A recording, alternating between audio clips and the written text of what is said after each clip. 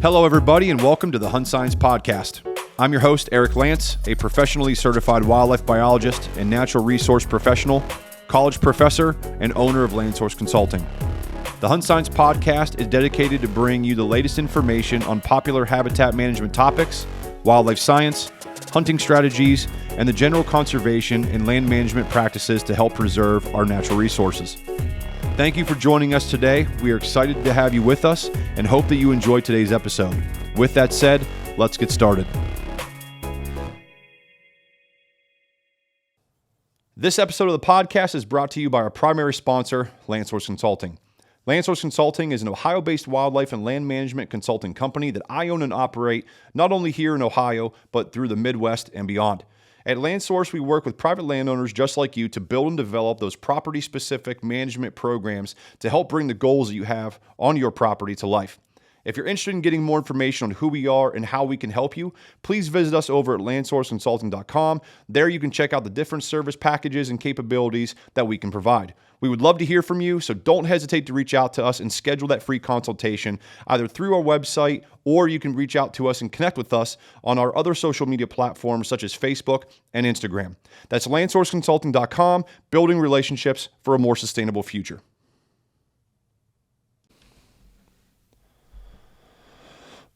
All right, everybody. Welcome back once again to another episode of the HuntScience podcast. As usual, I'm your host, Eric Lance, and I want to thank those of you who are once again returning to the show, as well as give a big welcome to those who are new.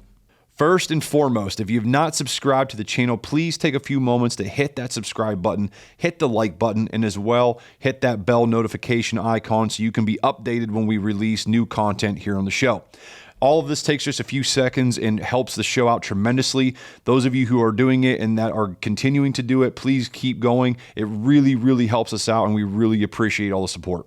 On today's episode, we have with us Dr. Bronson Strickland of the famous Mississippi State University Deer Laboratory.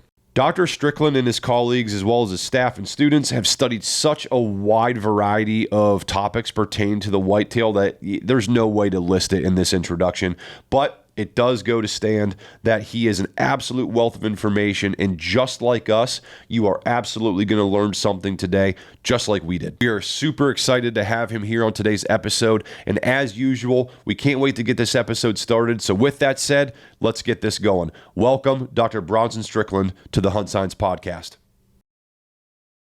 All right, everybody, welcome to another episode of the HuntScience podcast. As always, I'm your host, Eric Lance, and today I am here with Dr. Bronson Strickland of the famous Mississippi State University Deer Lab. How are you doing today, sir? I am doing great. Appreciate the opportunity, and good to see you. Good to finally meet you. Yeah, thanks. Yeah, so I had Steve on a couple of weeks ago talking about some stuff, and I wanted to get you on. And I know originally we were like, man, it's kind of maybe I was thinking tandem, get you both together, but separating you both and kind of making two episodes out of it, I think was a good decision. So thank you for coming on. I know you're busy as a professor and working at the lab, so it means a lot for you to come on. Thank you. Sure thing. Happy to. Awesome. So what I try to do with all my guests is, there's probably people out there that are listening to this that might not know who you are, what the Mississippi State University does as far as the Deer Lab does. So why don't we give a little bit of an introduction, who you are, what led you down the path to become a wildlife researcher, and how you got involved with Mississippi State? Okay, sure thing. Well, I guess my path, like many in my generation, not so much now, but my generation, primarily everybody got into this because they hunt or they fish, and that was truly the way it was for me. So I grew up and just fell in love with hunting, fell in love with deer. And long story, when I found out, and I believe I was in 8th grade, when I found out that it was possible to make a career out of studying deer and being a deer biologist, it was like before that, I was like your typical young man.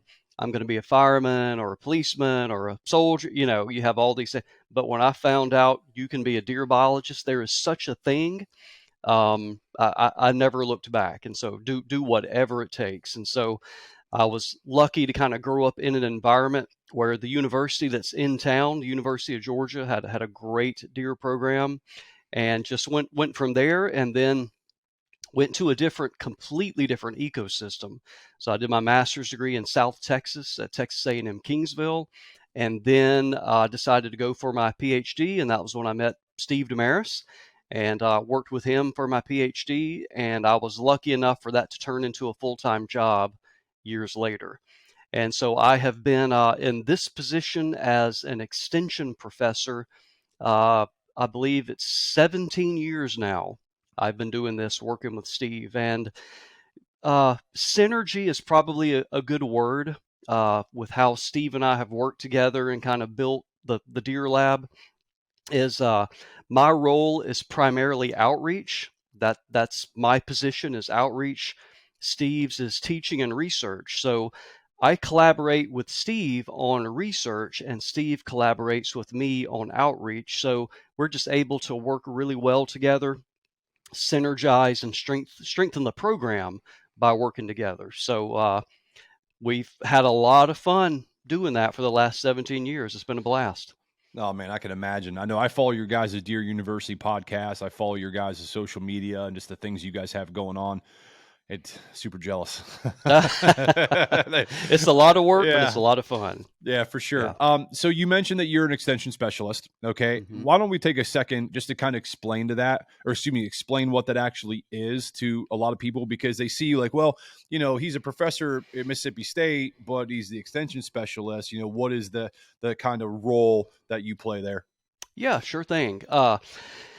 If I go too deep here, you have editorial license to cut it. This is all yours, man. Okay. Well, I think it does deserve a brief description.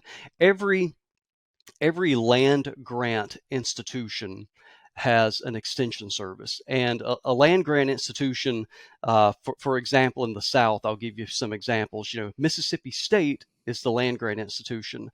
Ole Miss is not. University of Alabama is not. Auburn University is the land grant.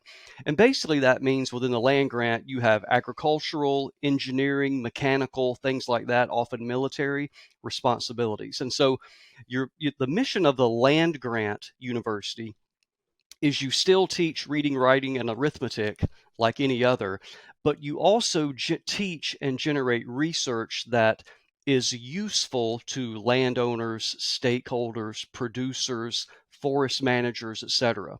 In our case, wildlife, to hunters and to wildlife managers. And then the extension service is part of a land grant institution. So it is a way that they have built in a way to disseminate information that is generated at the university. So in every state, usually you will have at the county level 1 or 2 extension offices. And that's where the extension county agent. And so anytime you have a problem, you can go visit with your extension county agent. It might be what's going on with my garden, my bird feeder, whatever. I have deer in my backyard, and they are then the conduit to the university. And so I work with our county extension agents who work directly with the public. So the county agents and the general public are my students per se, whereas Steve has a traditional research and teaching appointment. So his students are college students in the classroom. So that's really what an extension professor. I'm faculty, I'm a professor, I'm engaged with all those activities, but my teaching part of my job is working with the general public. Okay, yeah, it's good clarification, because I mean, I've seen them. I've worked with extension specialists, but I think a lot of people probably you see that title and they just like don't even really recognize what it is. Yeah, exactly. Yeah. Well, so you are a deer biologist. We've already talked about that. I mean, you work for the MSU Deer Lab, which is, I think, pretty safe to say, probably one of the most popular ones in the entire United States when it comes to whitetails. I know there's others that you guys work with, but, still by and large, I think when people think of a deer lab, they think of the MSU Deer Lab. So, having you on today's topic is going to be whitetail deer. And I wanted to focus on, as we are in the latter part of but as we are transitioning towards the end of the winter months, a lot of land managers are either actively engaging, they're thinking about completing, their timber stand improvement activities on their property. And now we need to start planning for the next phase of the management calendar, the growing season. Okay. And Yeah. as that comes up, the growing season, it's going to deal with plantings, it's going to deal with, early successional, habitat management practices, focusing on growing that nutrition for the upcoming year, whether it's for antler development, whether it's for fawn formation within the does, lactation, you name it. So let's talk a little bit in your eyes as we approach the green months. What should land managers be thinking about preparing to do? Well, why don't we start with probably what most people think about, and that is supplementation. Yeah. And I like to, and I know I'm a nerd with this, but I think it's really important. Whenever I'm talking about food plots, I always say we call them supplemental food plots because that's what they're supposed to be. They're supposed to be a supplement to your habitat management. So hopefully you are in either a conventional format or like your previous guest Jason Snavely in a regenerative format, but hopefully you are planning to have warm season food plots this coming summer.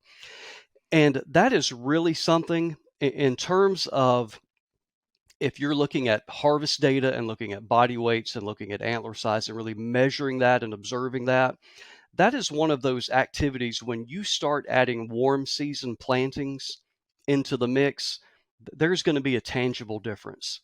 Now, how important is it? It all depends on what's your habitat like. But for, I hate to say most people, but it's probably most people where their habitat is not managed as well as it could be. And there's a lot of reasons for that. Maybe you lease your land and you can't manage the habitat. When you add in literally thousands of pounds per acre of good warm season forage for deer, you are going to see that in the fall in terms of antler growth, body weight, in terms of fawn survival. Uh, it just really, really has a noticeable difference in your deer herd. So I would be talking about spring is coming up. I would be preparing for that, whether it be getting the soil ready, whether it be soil amendments, whether it be soil testing, whether it's in a regenerative framework, you're working on what are your blends going to be, but I would be getting prepared for that. In terms of habitat, I would be remiss if I didn't say, hopefully you are working out your prescribed fire routine and you're laying out what stands are going to be burned. And what we have found, as a lot of others have too, is that don't neglect the opportunity as well for growing season fire, not just dormant season fire. So in the South, probably most of your fires are taking place February and March before spring green up. And we always encourage that. That's always going to be good. But a lot of our work and with Marcus Lashley when he was here and our continued work with him now in Florida, the benefits of those growing season fires are really, really important. And what's a little bit different, Eric, in your neck of the woods and ours, is that late summer stress period for deer in the South.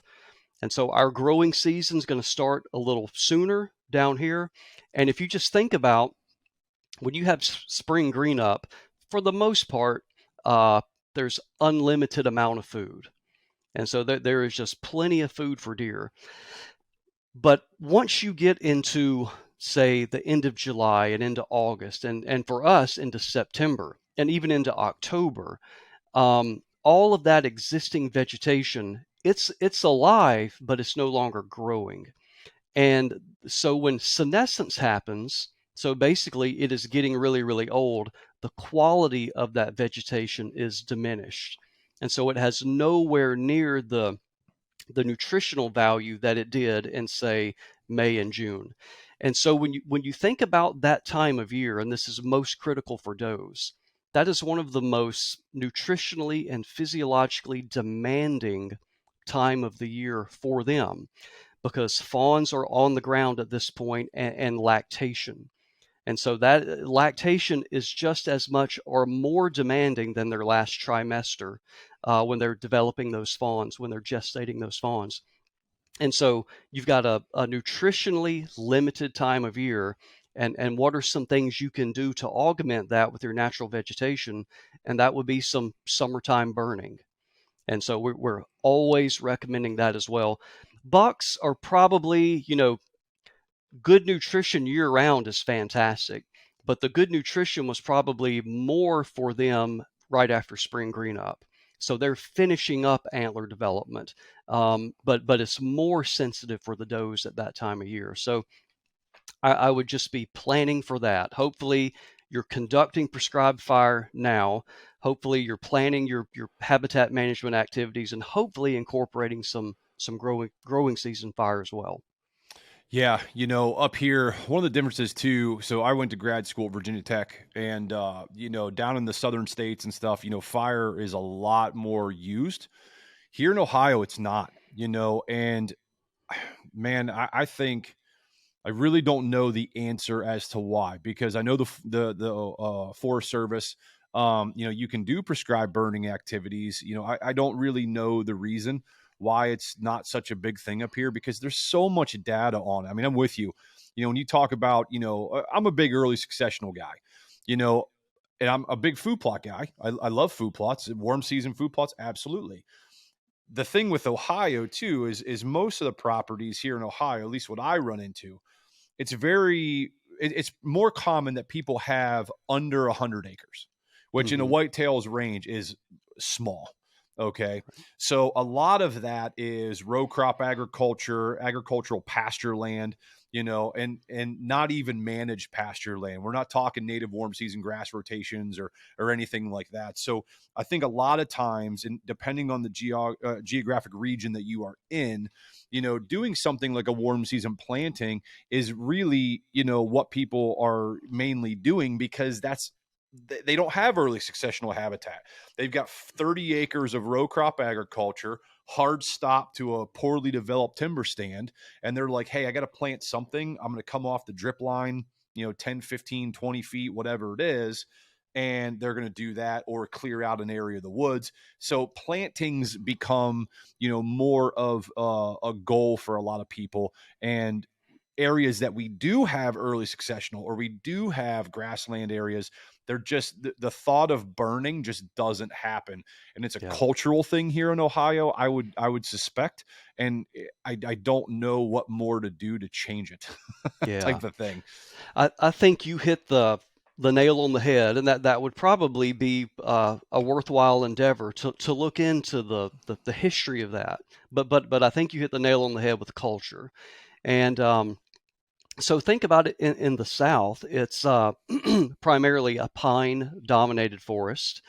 And the maintenance for years and years and years was, you need to burn those pine stands. Whereas up north, that's far more hardwoods and row crop agriculture. So I just think you have a couple generations there where fire just wasn't as common of a tool. But then, Eric, if you moved further west, now get into Kansas and get into Oklahoma, they burn their rangelands A all the lot. time to set back the succession for those Yep. grasses Yeah. because they're going to be grazed. So I think it's probably your system, your ag system, just Yeah. didn't really require fire like we do. Yeah, and excuse me, that's a thing too that I see. And a lot of it is because of it. I mean, listen, there are plenty, I see plenty of areas, that we have where you absolutely could burn. And I've had people approach me about it, and when they start talking, going through the forestry division and getting everything, they're like, I'm just gonna I got a 3 point, sprayer on the back of my tractor. We're just gonna do it that way. And it's like, okay, you know, Hmm. not my first choice. And you try to explain to them, how fire response is a lot, better than herbicide, killing and Yeah. things like that. But, you're still, I look at it to where you're still out there making it better. You're out there getting rid of, the development of these non-native cool season grasses that we're trying to get rid of. And we're trying to, the goal is still the same thing. The goal is still providing, ample amounts of native, highly nutritious, forages that we can utilize, like you said, for fawning, for lactation, for antler development, all those different types of things in preparation, getting into that, here up north, our winters get pretty harsh. Yeah. That winter stress month, is absolutely critical, that they have enough resources throughout the year that they're going to be able to survive, a good 3 months of hardship if they have to, built off of reserves. So, Yeah, Yeah. yeah, absolutely. And couple that with within the South, we have so many species, and primarily bobwhite quail. We call them that they're an obligate. They're a fire obligate species. When you take fire out of that system, but because that's what bobwhites evolved with. Over eons, this landscape burned every year, every other year from wildfires, from lightning strike, and so forth. And so, when you remove fire out of those systems, and that's largely why we see the demise of bobwhites in the South now, is Well, you it's not. you have to intentionally and actively manage them with fire, or they don't exist. Yeah, it's not just the South. It's up here too. I mean, Bob White's ringnecks, things like that. I mean, they're upland game birds in general. Here in Ohio, I'm a big upland game bird guy. I got 2 pointers. I mean, I absolutely love it. I love managing for them. All of the above. I've had a couple guests on from Pheasants Forever, and things like that, talking about upland game bird habitat. And in Ohio, where the burning takes place is more Southwest Ohio, southern, South Central Ohio, where we have those populations for that reason. Hmm. Again, though, we're hit heavy, like a lot of other ag heavy areas with CRP lands and things like that, which is good. The CRP program is great. I have nothing. I think it's a great program. But it hinders a little bit on some of the practices and things like that. Um, just I've done quite a few projects in Southwest Ohio for upland game birds, and none of them involve burning. So I Yeah, mean, it happens. Not to say it doesn't happen. If, like I said, if you had to pick a region of the state, it's where it is. Where I am in Northeast Ohio, it's not happening. It's right. just not. I mean, if I have some fields by me that I would love to burn. They're not my property, and the landowner would let me do it, and I've talked to him about it, but when you start talking about going through all the permits and the neighbors that are around and the smoke and just people start panicking, and then the fire department's like, I don't think, it just gets to be one of those hindrances where you look down south where you are and people are like, this guy's up north are crazy, like just burn the field. it's like I want to, but it's Yeah, just it's one of those. So I think we're hindered a lot in that. And again, the culture is something that I think about quite a bit. And just look at the landscape I have. Like I said, I mean, planting is, hey, I'm planting crops. I'm going to plant something over here. I might as well yeah. till this up and just go out and do that. So I completely understand it, and I don't fault anybody by any stretch of the imagination doing it. If I was in that position, that's what I would do too. So Yeah. Yeah, we're lucky. Again, you come back to that word, to the culture. When you have generations of people that grew up, and their grandparents did it, their parents did it. All we have to do, if you're a prescribed fire manager, you call the day of the burn, tell them where it's at. You're going to get a permit or not. yeah, And if you want to give your local fire department a heads up, you can too. But yeah, you are legally able to burn, yeah, and yeah, for sure. no problems. I've heard some horror stories of some There are bad horror people of stories. people that don't know what they're doing. It's like, okay, Right, type right, of thing. right. But yeah, so let's kind of transition into, you had mentioned something that I talk about a lot, and I think people don't really realize the idea of, primary habitat practices and supplemental practices, which, food plots and wildlife science, as popular as they are considered supplemental, or supplemental practices, secondary practices. And we mean secondary to that of early successional, other grassland management, rangeland management activities.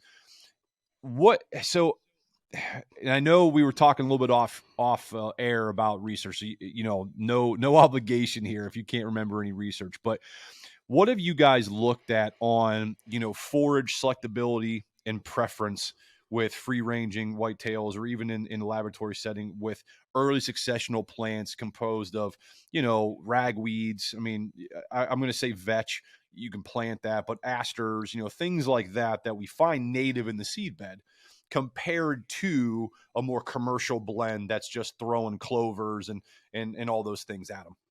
Yeah, that's a really good question. Um, so we, and a lot of other people that do any type of habitat research.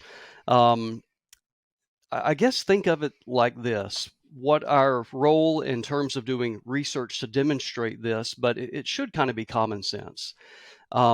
Deer are adapted to eat plants.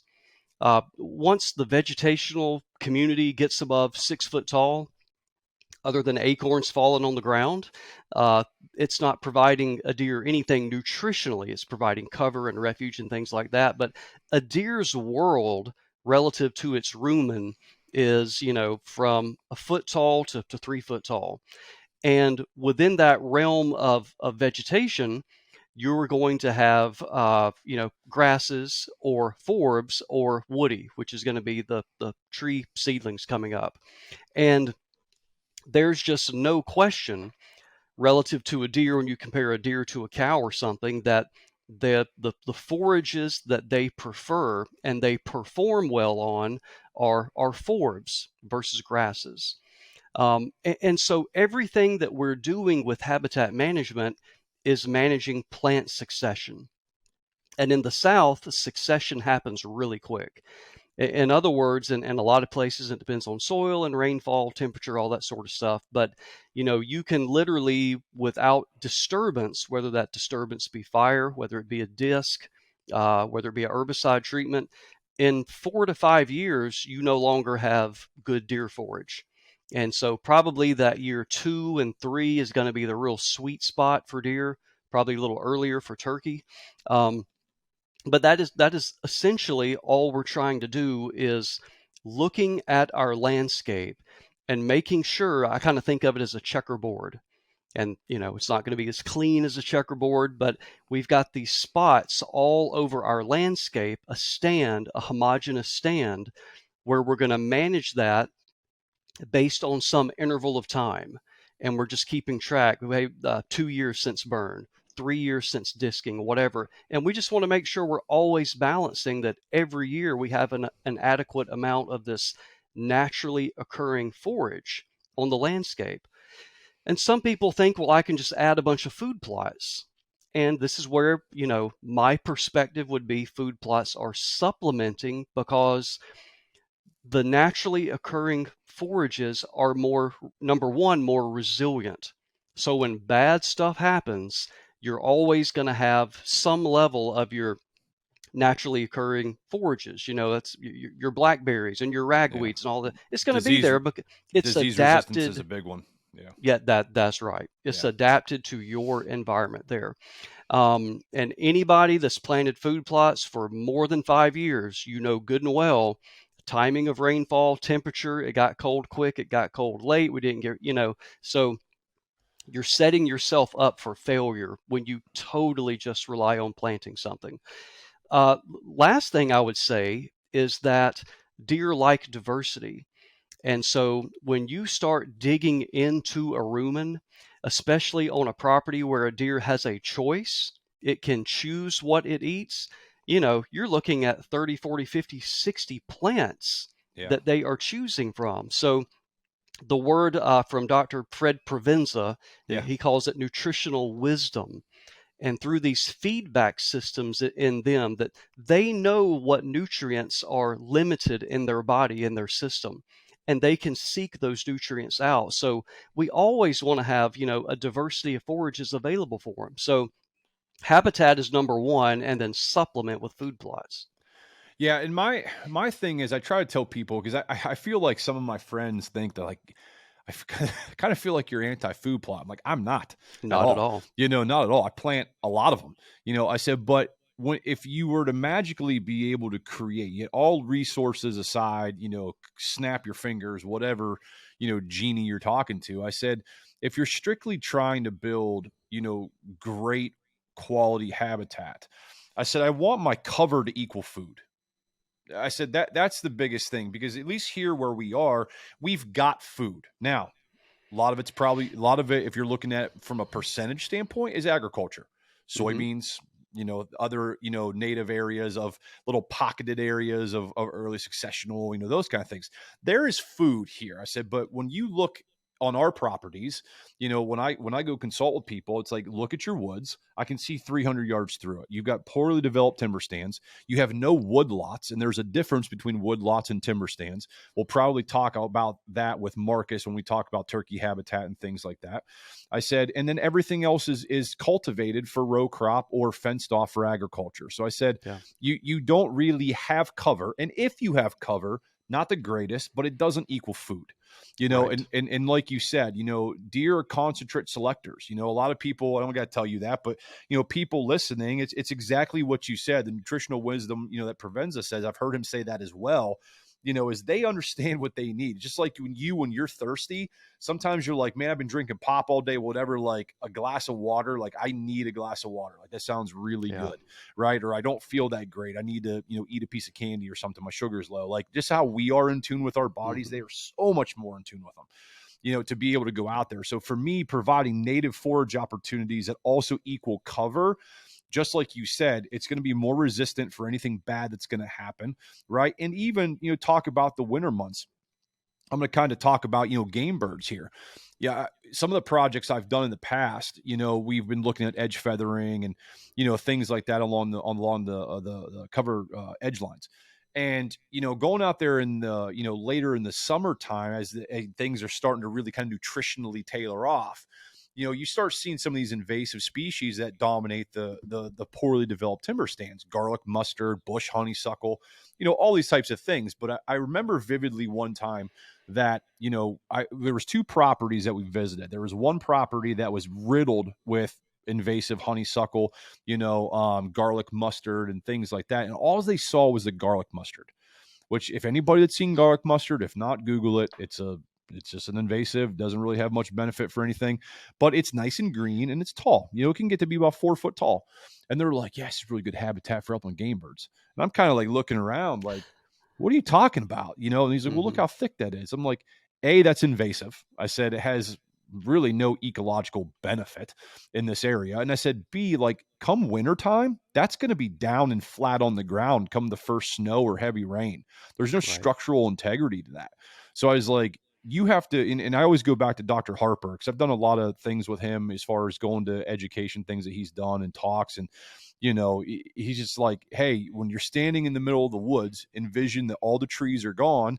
And if that doesn't look like it's like you said, 6 foot and down, it's not good habitat for deer, Right. and then they look around and they're like, oh my Lord. But then you go to the next farm on someone that is in a CRP property that is intensely managing for upland game birds. And now you've seen some edge feathering. Now you've seen some plantings and some management of early successional habitat where you've got, poult cover and broody cover and all those different types of things. So, understand what you have and what is actually good cover, because if you don't have cover, you can have all the food in the world. Predators are going to have a lot of food as well, That's so right. And you're not going to hold deer on your yeah, property. Yeah. yeah, Yeah, that's interesting. This is a generalization that I think is true most of the time, but certainly not all of the time. When I'm in the Midwest, I'm always impressed by the lack of really good cover for deer. I mean, and it's not just yeah, that there's agriculture everywhere. It's just that in the places where there are woods or there are timber, is that you can see 300 yards underneath. There's just no cover, and I look at that as an opportunity of like, my gosh, on that 300 acres, if you just went there, there, and there and managed for cover, it would have a huge difference on the number of deer that you would hold on your property. Now, when you come down south, you're going to have the opposite impression. We are saturated. It may not be the best cover, but we're saturated with little places deer can hide. What we are often limited on is quality food. And again, it's just our environment, our growing season. We got green stuff growing everywhere. It's just that, is it now too old? Has it grown out of the good phase where it's offering a lot of nutrition? So similar problems, but yeah. different. Well, and I'm a huge proponent of timber stand improvements. I mean, I know everybody is, but at least where I am, I'm like, listen, if you don't have a lot of money, and you don't have a lot of money to invest in doing habitat management, get a chainsaw and sweat. a little bit. And Yeah. the benefit that you can have here in the Midwest, where I am primarily in a lot of places, is absolutely monumental. What you can have, you can create bedding areas. I don't, no matter what side of the aisle you're on as far as hinge cutting, has its place. I'm not Hmm. against it. I'm not a big advocate for it either. I'm kind of like, we could do it here, whatever. But managing with a chainsaw, doing girdling, hack and squirt, slut cut harvest, whatever it is, crop release. I mean, you can do so much work with a chainsaw. And if you're one of these owners that has a lot of agriculture and you thicken up your timber and you start creating these pocketed wood lots that have developed understories and light penetrating resources that can grow, that forest understory, to, habitable conditions, you're going to see deer and you're going to hold deer because nowhere else around you has that.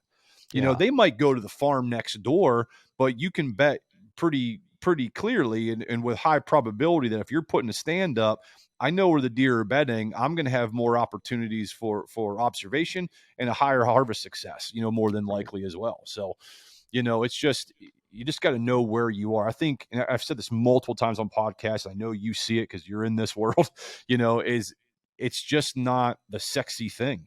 You can't post a photo.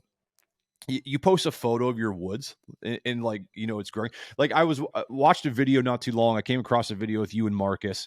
You guys were doing about, you guys were standing in one of your favorite, I think, research areas. It was a pine stand, it looked like, and there was a fire break and you could see where it was all grown. It's like, if you guys removed yourself from that photo and posted that, nobody would care. Yeah. That's Nobody would right. care. None at That's all. right. They'd be like, Hmm. I don't know what that is. Okay. Yeah. Like, they're scrolling through. What's the purpose of Yeah. that? But Yeah. now you get a close up of like some hybridized clover and it's like overlooking this field. And you're like, oh my God, the people are going to stop. Like, what did you plant? How'd you plant it? When did you plant it? What'd you put down? Right. Yeah. Or you're holding a big old purple top and like you're holding up a bass, like this, where the Yeah. perspective is everything. A Right. grip and grin with a turnip. Yeah. Yeah. It's just, Yeah. it elicits a response that people engage in. And it sells. It's a marketing thing. It sells, whether it's a magazine article or whatever it is. Again, not that it's bad, but you Yeah. have to, really dig into what is going to be the most bang for your buck, because no pun intended, bang for your Yeah. buck, but you get it. I got it. Good Yeah, one. yeah, yeah. Yeah. I'm good for So, every once in a while. uh, I I think it comes down to most people feel a lot more comfortable, that there's less of a barrier, there's less of an uphill learning process for planting something than going out and creating habitat. And even with so I mean, let's talk about, it, getting out a chainsaw. Well, there's Yeah, some people that are intimidated by the chainsaw. Well, true. then you got to have, it's really good if you've had a dendrology class and you can Yeah, identify tree species. So you have these little layers of where I can see where someone would say, I know how to run a tractor, I know how to plant some seeds, I know how to yeah, spread fertilizer. I'm just going to go that route. But absolutely agree. Me, you alike, others like us, you see so many opportunities where you think if you took half of the time and effort for your strategies for food plots and reallocated that for managing for cover, um, it would be a world of difference on so many properties. yeah. And even the planting thing, 100%, and another thing I talk a lot about is not having hard edges. I'm like, you just take 20, 30 foot off your drip line, and you take, something like Jason has with his company that's got, 20 plus, species that all work together, all formulated for one thing, from a biologist standpoint, and just create that structure and that transitional cover into your ag. It's like, listen, I tell people, like, how much production are you getting out of that drip line? You're not Yeah. getting a whole lot. Like, you're trying to milk, you're trying to squeeze the last ounce of toothpaste out of your property, and it's going to go on for 3 days, and then you're going to get frustrated. Right. Right. So it's like one of those where, like, come on, let's come off 50 foot. Let's plant a pollinator plot. Let's put something Hmm. pollinator in. Guess what? You can get paid for it. You can get free Yeah. seed. Get free seed Hmm. for it. You're doing a lot of stuff. You work with a biologist, and guess what? Deer love it. Guess what? Yeah. Turkeys love it. Hmm. Okay. People only see butterflies. And that's something we're going to talk with, with Marcus, I plan on talking a lot about, but with turkeys and stuff and the pollinator, but yeah, it's one of those. So as we kind of, I know kind of approaching here the time, I want to kind of transition this into talk about the rut, because everyone's like, what? We're going 180. Not really. Hear me out. One of those to where how the rut is vastly triggered by environmental factors. How important is it in as far as the nutrition going throughout the year? So having adequate nutrition on one property in one area for deer in relation to when that rut is triggered and how quote unquote normal it is versus an area that's very underdeveloped, poor nutritional habitat in general, poor nutrition components versus how that rut's going to go. What have you guys seen anything or done any studies with those? Well, I would say the only environmental component to the rut is photo period. Okay. And I believe it or not, I'm not making this up. Just last night, I was on social media, and that can that can be really good or bad depending on those Rabbit comments. hole. Yeah. Yeah, yeah. But someone was talking about how across the range of the whitetail, because of this condition and this condition and this condition, the few people that they had talked to from the Midwest to the South, they all agreed that the rut was late this year or whatever. And if someone, I mean, Eric, you would think your state of Ohio has a tremendous data set. Oh Mike yeah. Tonkovich has Oh developed a yeah. great data set on conception dates, breeding, Yeah. when the rut is, and we never see swings from a week or two. Now, statistically and by random chance, when you go into a population and you pull out 10 to 20 does, then of course there's going to be some individuals where if you calculated the average for that year, the average was shifted back 2 or 3 days or was early 2 or 3 days. But when you start getting hundreds and hundreds and thousands of samples, the rut is when the rut Is is. when it is. Yeah. It is when it is. Now, I guess I've said this many times, but I think it's just really important. And to me, it's like once someone understands it from this perspective, the whole weather thing just doesn't make sense anymore. So you think about Mother Nature's perspective. The point of the rut, Mother Nature didn't design to have the rut timing in November or December because it's a great time for bucks to run around and chase does in December.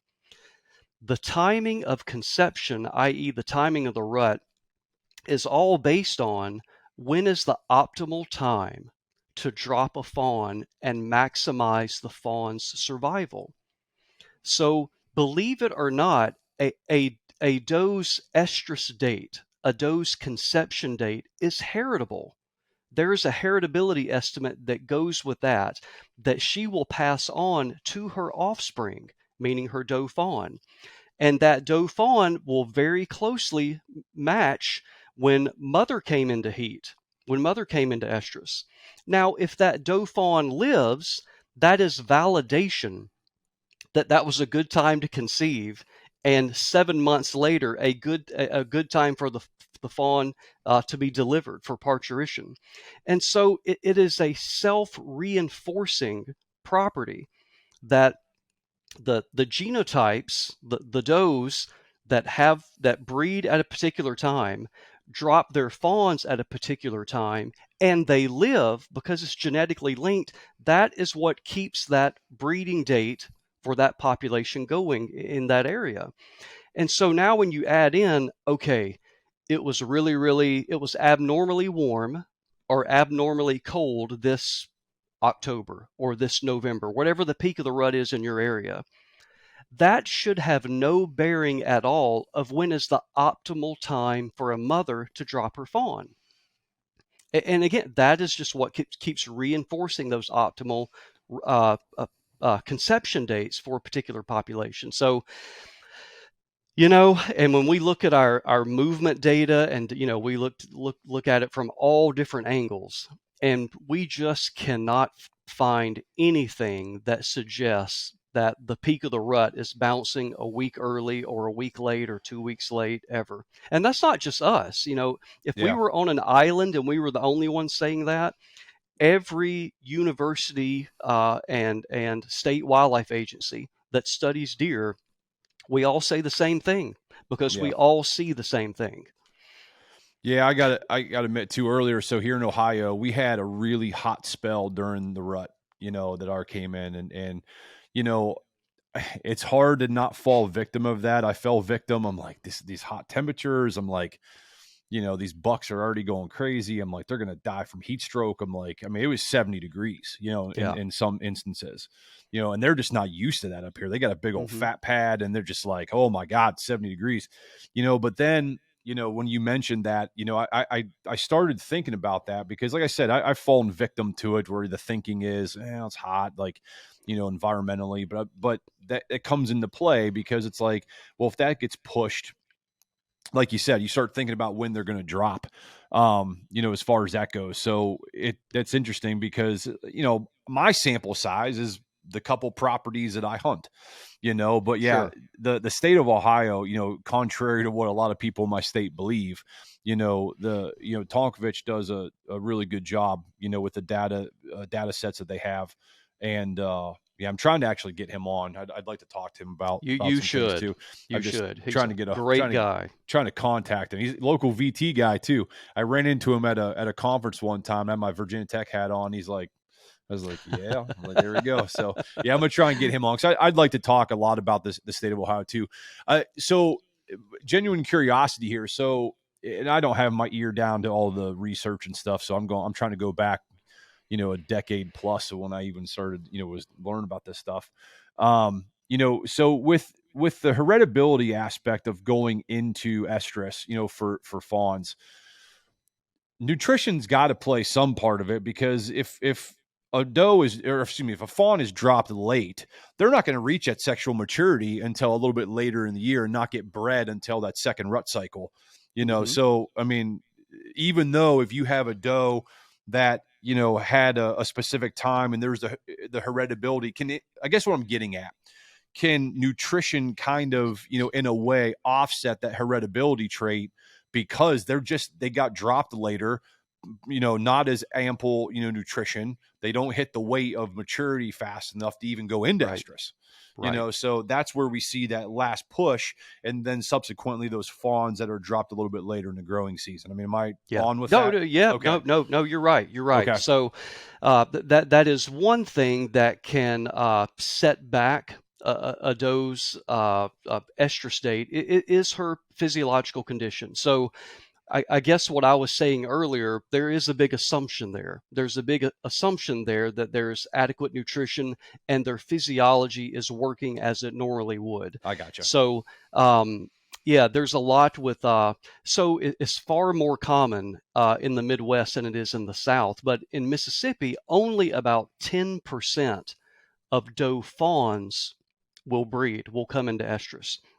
Whereas I've got a buddy from Iowa, Mick Hellickson, and a study from, I think, when he was back in college. That was a while back, but I think he said the study he was familiar with that over 70% of the doe fawns in Iowa come into I believe estrus. it. Yeah. You can fully expect that they will come in a little bit later. So, and that's what in the South anyway, people will call it the second rut or the trickle rut or all Yeah. that. There's all That sorts of is names for literally, it. there's all sorts of names, Yeah. but that's those females that are coming in late for Yeah. whatever reason, born late, physical condition. And then there's also cases, I think people don't talk about this, and I don't know what the rate is, Eric, but we make this assumption that every time a doe gets bred, she'll get pregnant. But we know with human beings that That's not the that's case. not Yeah. always it. So she may come into heat, come into estrus 30 days, 28 to 30 days later. So you're going to have that peak, and then afterwards you're going to have more and more, that are going to be bred because they're coming in a little bit later, or they were younger, or they didn't get bred the very first time. And when you look back at some of these historical studies, Joe Hamilton has a great story. I think Grant Woods was working with him way back in the day. When you have Steve Damaris has a great example from the hill country of Texas. You go into a population and has been mismanaged. The habitat has not been managed. The density is out of control. The herd condition is really, really low. And way back when you go back to say the 80s, the sex ratio is way out of whack, way out of whack. And so then you'll have this 2 month long rut, and it's simply because you don't have enough bucks to cover all of the does as they come into estrus. They're all in poor physical condition. Then you have does that are coming in on their second estrus because they didn't conceive on their first. Then you apply management. You lower the deer density, you improve the habitat, you start killing some does, you let some bucks live, and you get that sex ratio. And what you'll see, I'm going to talk with my hands a little bit, That's fine. but you have that peak, and then the tail of the rut goes. You have all these individuals that are coming in later and later. Yeah. But once you correct all the age structure, the sex ratio, the nutrition, you truncate that distribution. All those ones that were coming in on their second estrus or coming in late, they're now coming in on time. On time. So you didn't per se shift the rut forward. It's just that the average changed because you eliminated all those does that were coming in later in estrus cycle number 2 or 3. Does Yeah. that Yeah, make you're sense? getting rid of the limiting factor. You're getting rid of the poor nutrition, whatever it was on the why that was shifted, and then all factors neutral where they should be.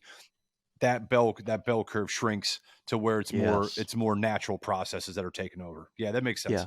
Yeah. The average didn't change, but you tightened Yeah, you up. tightened it You up. Yeah, reduced the tails of the distribution. Yeah. yeah. So one more question, and we'll wrap up here. So don't try to put you on, not putting you on the spot here, but talking about fawns, is there anything, you hear about, obviously if you provide ample amounts of nutrition, right, you increase, twins or triplets. I guess the question is, how common of an occurrence is it for a doe to have triplets versus twins versus, a single fawn, and I'm sure, habitat and genetics, of course, are going to have a component to that. But have you guys seen anything in research that have kind of showed, given X conditions, does are more favorable to drop triplets or fawns, or excuse me, or twins? Yeah, yeah. So, working with MDWFMP, our state wildlife agency here, they, for the longest time, have a terrific data set. They call it their spring herd health check. And that is where on wildlife management areas and on private properties where they have permission and have a good relationship, they'll go in typically in the month of March, sometimes a little earlier, sometimes a little later, but they'll go in and scientifically collect, harvest adult does. And what they can do is assess reproduction at that time. We would say fecundity.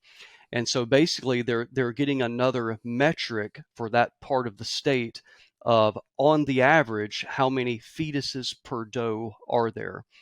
And it's a very clear relationship that correlates with kidney fat index. It can correlate with their body weight and the population averages. So in those places that are well managed, nutrition is good, the deer density is appropriate, you will see far greater occurrence of triplets. When you go to properties where that is not the case, too many deer, not enough food, etc., you're going to see far more singles. You're always going to see twins because twins is the norm. The sensitivity is in the ratio of singles that you see and the ratio of triplets that you see. So yeah, very clear relationship there with body condition and nutrition. Yeah, the biological currency to have triplets is demanding, type. So Yeah, I yeah. mean, it's common sense. You figure it, but I didn't know if there was.